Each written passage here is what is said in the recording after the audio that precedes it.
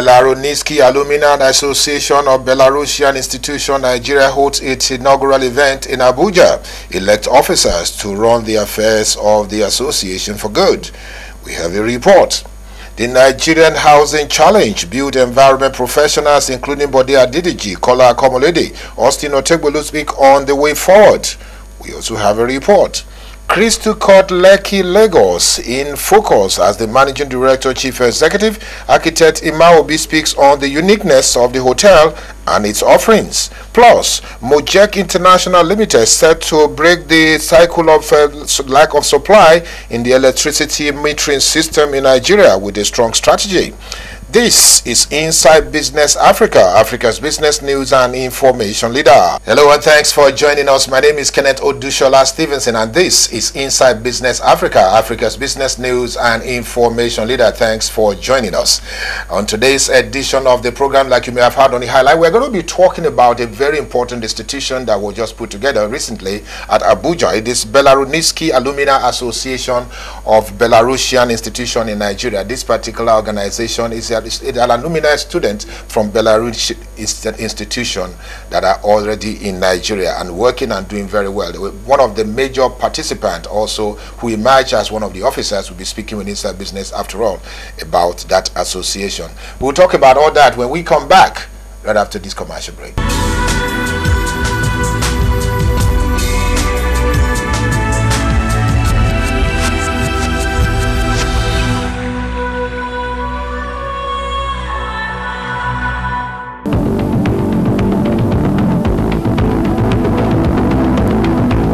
Is still Inside Business Africa, Africa's business news and information leader. Thanks for staying with us. Indeed, Belarunisky Alumni Association of Belarusian Institution in Nigeria was instituted in January this year, and indeed the inaugural event that saw the emergence of the officers that will run the affairs of the association for the next 2 years also took place also at Abuja. And Inside Business was at an event where a very important personality indeed, a friend of the family, Engineer Anete Umana, emerged as the executive secretary of the association. Here's the report.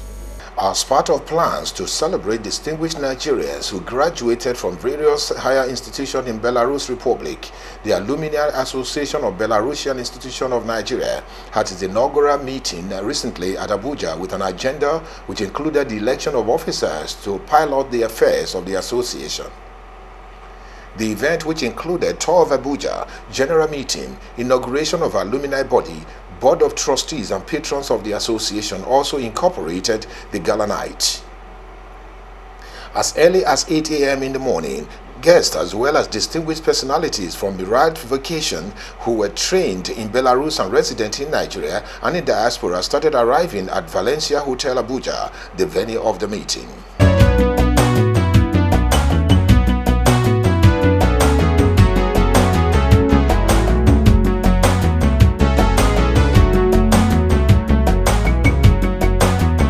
The general meeting, which also served as the election of officers, provided the opportunities for members to indicate their willingness to serve and provide the necessary leadership for the young association. Achibong Asuko, 22 votes.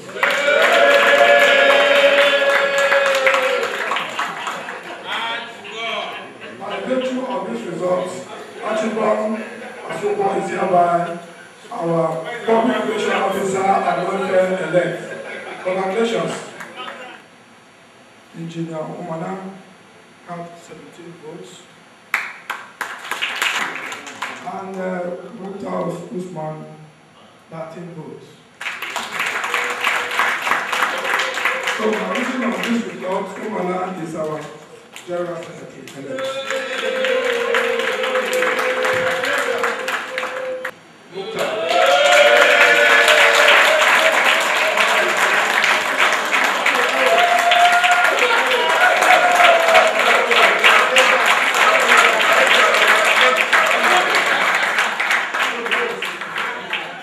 With the election over, the following executive members emerged.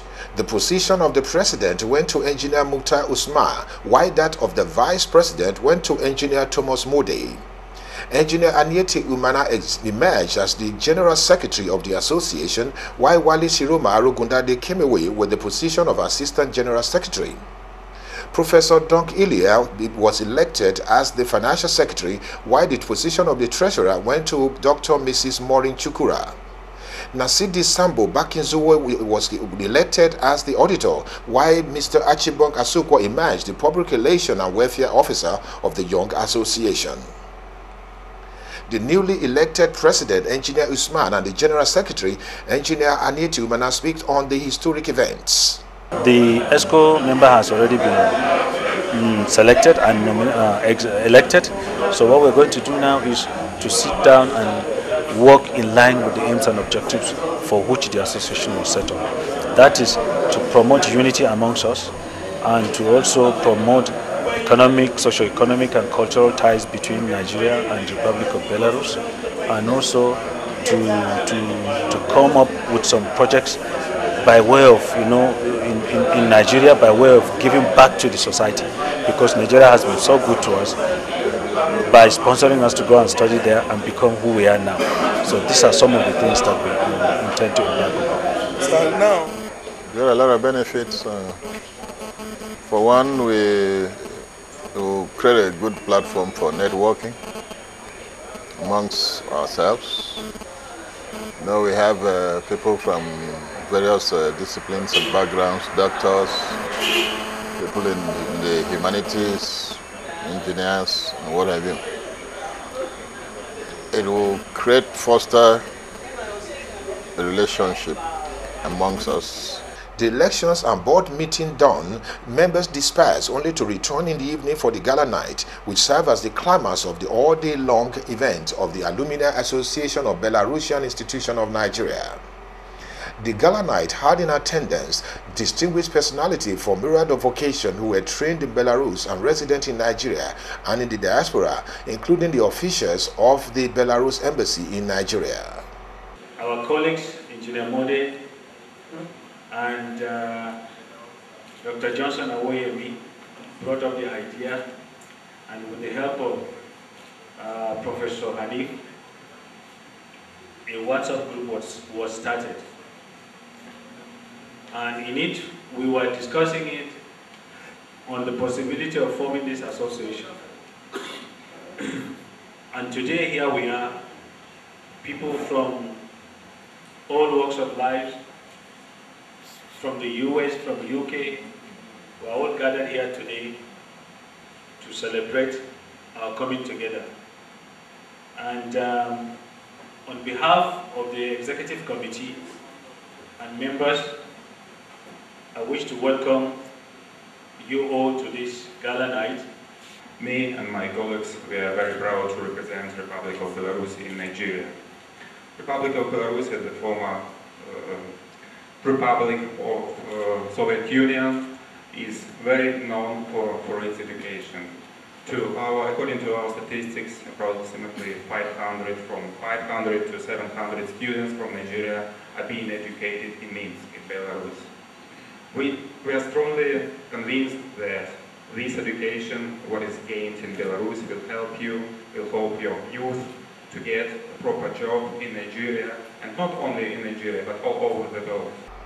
With the principal aim and objective of organizing graduates of Belarusian Institution of Higher Learning for membership into an association and to advance the professional education and training of members, among others, the Alumni Association of Belarusian Institution of Nigeria is set to break new grounds and make meaningful contribution to the growth and development of members and the education sector, while contributing to stronger and rewarding bilateral relationship between Nigeria and Belarus.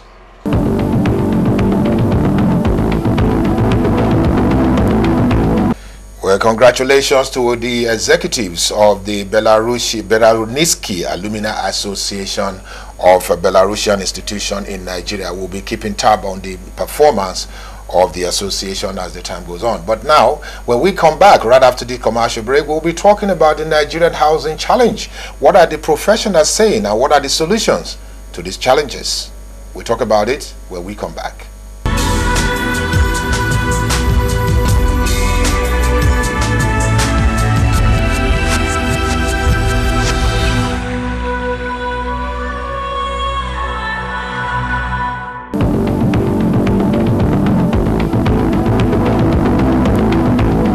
Welcome back. You're still inside Business Africa, Africa's business news and information leader. Chief Bode Adedeji is a former president of the Nigerian Institution of Estate Surveyors and Valuers. Also, Chief Kola Akomolede is also a very renowned estate surveyors and valuers practicing in Nigeria. And also, Austin Otegbolu. These are professionals in the built environment that has made their marks. Today, as Nigeria faces the most challenging times in terms of housing shortages and challenges, these professionals are talking about the way forward and how to get it done. Take a listen. Societies. Housing has been known to be a major component of creating stable and healthy communities and economy, and it's often the largest single category of household expense. For housing to be successful, a country needs to have a stable macroeconomic environment. Moderate to high inflation rate and minimal interest rate, as witnessed in Nigeria, are typical features of volatile and challenging economies.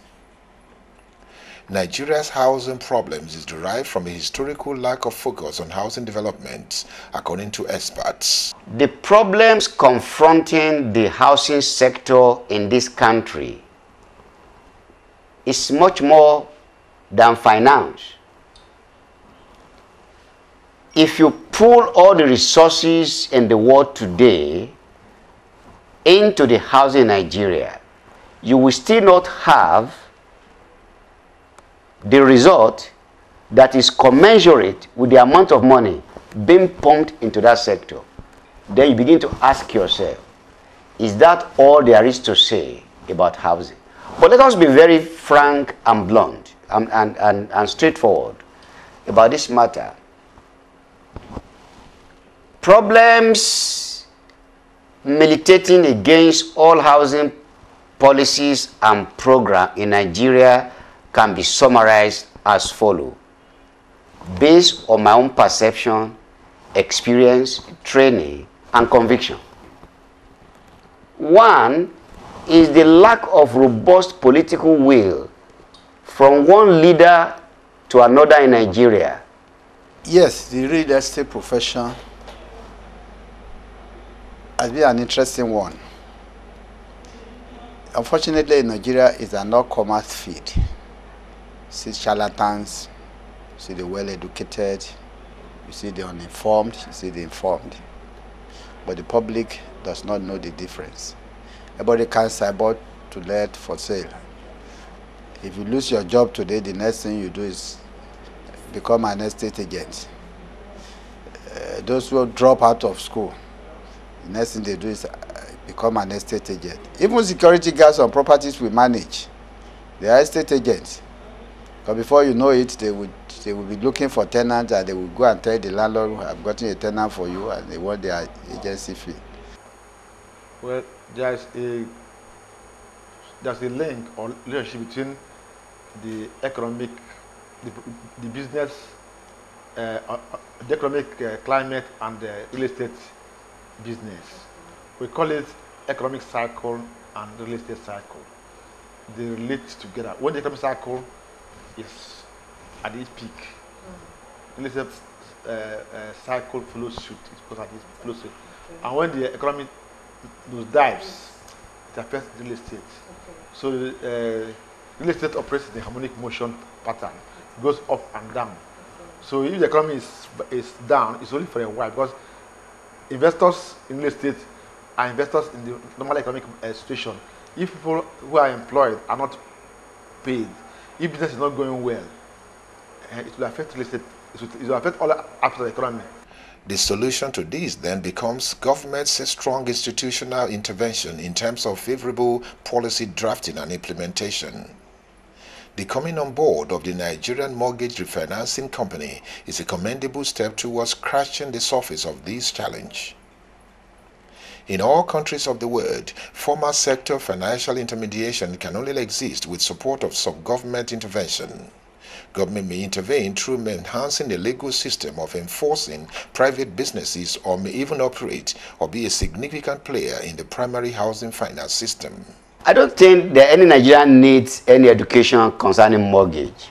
Simply defined is that you have a property to buy, you are able to pay a deposit, probably 5%, 10%, 20%, depending on the environment and other factors being considered.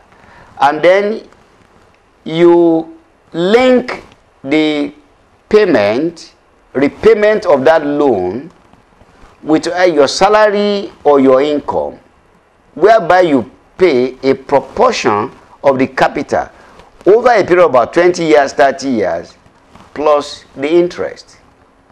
So that if a property is worth 10 million and you are given 20 years to amortize it, then what you are doing from year to year is less than 200,000 naira. I will not agree with you that there's inefficiency in the Federal Mortgage Bank. No, that's Federal Remortgage Refinance body, not the FMBN. You see, this issue, yes, this issue was discovered when the federal fund was set up, National Housing Fund. It was an idea of garnering money from people who are earning, I think, 5% of your salary to be paid there automatically. Corporate bodies are supposed to pay something. Government at every level are supposed to pay something. But government cannot implement it because government itself did not pay its own. So when you don't pay your own, you can't compare people to pay. So the problem of housing finance is the fund. I wrote an article some time ago. I said, look, if you have a government that's interested in housing, and say, okay, as from this year, let's be voting 100 billion for housing. This is go hand in hand. So infrastructure is key to whatever. So if government should give it a primary attention, and it can be self-financed. It can be financed itself. But if you don't have water in your house, you buy water every day. I've done a study. I found out that on average, every average person in Lagos here spends about 3,000 to 2,000 naira on water every week.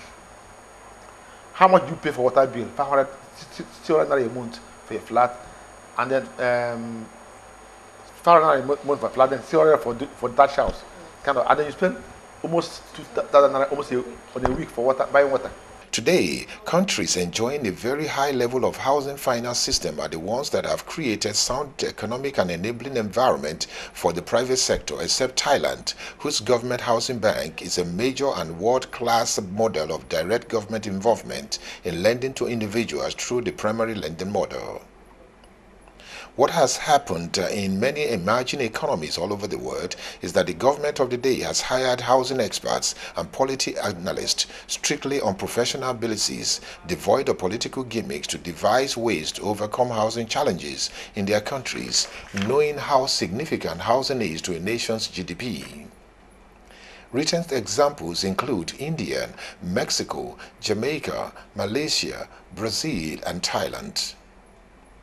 These countries have developed and deployed strategies and models ranging from housing loan guarantee, mortgage insurance, liquidity facilities, pass-through mortgage-backed securities, and tax credit for low-income housing, seed capitals, hedging of foreign long-term debt for private market operators, among others. In Nigeria today, what we need in policy making are housing specialists who have the requisite knowledge and competence, and not just political figures who do not understand by any means the role of housing in any economy. With a population of over 170 million people, a good, sound and smart team of policymakers with leadership not based on geopolitical zones will boost the housing and housing finance markets. I think many of the things that the present government ought to be doing, they are already doing them. And my appeal to Nigerians, generally speaking, is that the kind of problems that they are tackling, they are not the kind that you can have the result achieved overnight.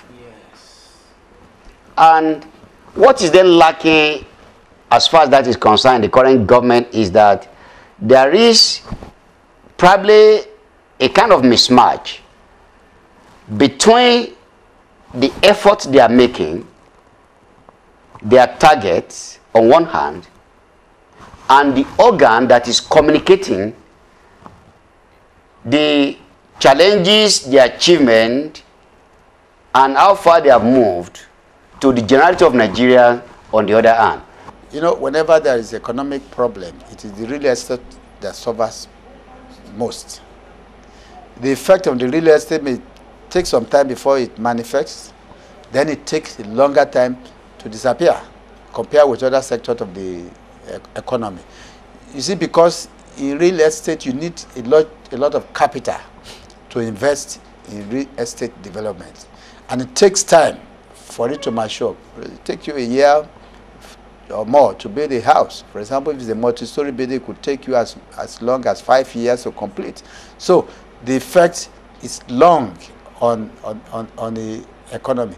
Take, for example, Nigeria, what's happening today, scarcity of dollar and the exchange rate is affecting the property development in the first instance. Infrastructure is very key to economic development of any nation. Without adequate infrastructure, nothing can move. Like now, there's no light here. You were in Unilag last time to interview me. You couldn't do that because there was no light. So, and you left. Same thing, like if you are doing business, you're in the industry, you're operating a factory, there's no light, and diesel is becoming very expensive. You may not want to, you may have to compare the cost of buying diesel to run your factory and the product of the cost of the price you sell your products. So we found that infrastructure is key, and then if there's no road, if the road network is bad. The forward and backward linkages of a viable housing industry are obvious. But what must be mentioned is that with such a population and still growing, Nigeria faces significant challenges in both its present and future housing stock requirements. And speaking frankly, Nigeria's housing problem is derived from a historical lack of focus on housing development. Over the years, the country has not been able to develop a viable and sustained housing finance system, either because of lack of expertise or up-to-date and knowledgeable industry leaders, especially in the policy-making arms, lack of funding for relevant interventional or international agencies, department, political and selfish gains. Twice, in the housing development history of Nigeria, has the Ministry of Housing been created and scrapped. Government has oscillated between direct construction of houses and direct lending to individuals. But in all these, the professionals, especially built environment professionals, have suggested a viable solution which includes affordable housing and also the need to create the necessary window for private sector to take part in the housing development in the country. The foundation of the PENCOM, of the Pension Fund Administration Nigeria, is just tailored along the mature economy. But the truth of the matter is this: even when you have made that mistake and you find some minority opinions that focus on reality, but because of the vested interests of those that administer all our pool of funds all over the country, you would never see them make any change that can reflect the necessity confronting us as a nation. What am I saying about that?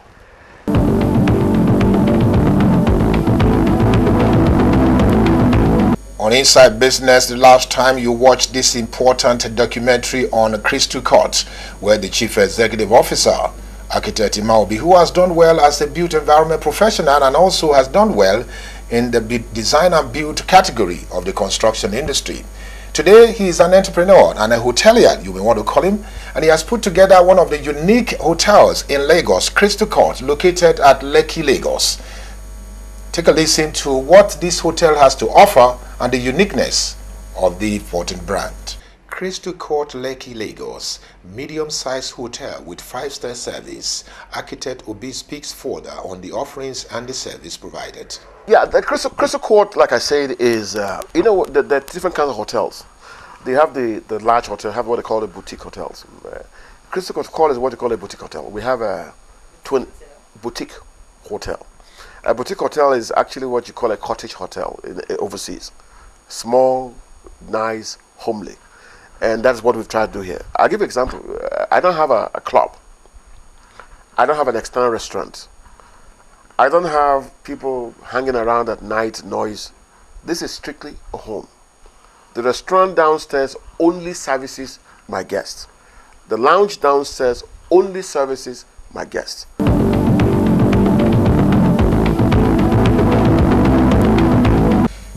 Well, Architect Imaobi, we wish you very well and a successful, eventful period in the hospitality industry in Nigeria. You did it well in the built environment, and you are still also a member of the built environment, doing very well. We also believe that you will take that particular expertise into the hospitality industry in Nigeria. It was said right there in that interview. Congratulations to you indeed. When we come back, right after this commercial break, we will talk about the metering system in Nigeria and the solution providers, Mujek International's offerings.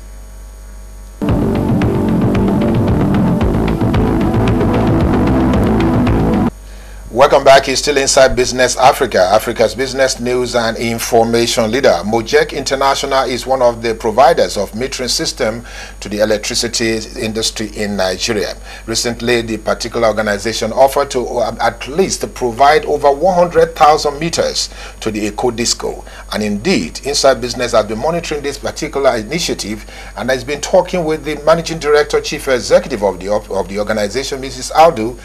Mujek set up a metering facility, a meter production facility in the country. At the moment, we have an installed capacity of about between 500,000 to 1 million meters installed capacity that we can produce if at full capacity, right? We're probably operating at less than half of that, capacity at the moment. But again, that is due to orders, right? And that is due to quantity and all of that coming in from the distribution companies. But aside from our factory and what we do in meters, we also, thankfully today, Mujek is, we have a footprint of about 70% in the marketplace. All right, in the Nigerian market, we have a footprint of about 70%. So about 7 out of 11 distribution companies, to some extent, use our meters, right, in the market today. And we thank God for that, because that wasn't easy. It wasn't just because the opportunity was there. It was because we were dogged, determined, right, and would not take no for an answer to make sure that we get business with those that we the distribution companies in the country. So we're setting up this meter installation program as well. And we're looking to work with the state governments, right, in the various states. So I really would love to hear from the governments particularly, and we're also going to be reaching out to them to try to help create jobs for their people, because we're literally, and we thank God for that opportunity, we're able to go from state to state. So whether it's Ibadan, Enugu, Abuja, or what have you, we're getting the contracts from there. And, so if we have a contract of 100,000 or 50,000 or whatever it is, we're going to need to install 50,000 meters. Well, you can imagine what that means. And that means I need many hands on board, right, to be able to get it done, to be able to meet our clients' expectations.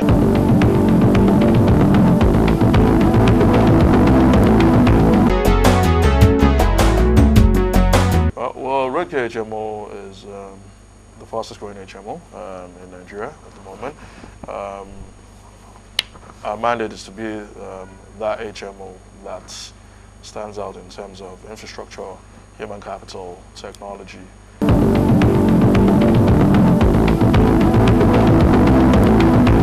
Well, I'm afraid that's about all we have time for on Inside Business Africa for today. We brought you some incisive report, especially on the Nigeria's housing challenge, where the professionals are talking about some solutions and some strategies. And also, we also brought you this important report about the Belarusniski Alumina Association, and indeed, Christocort. It's been Kenneth Odushola Stevenson presenting Inside Business Africa. Thank you again for watching. See you next time.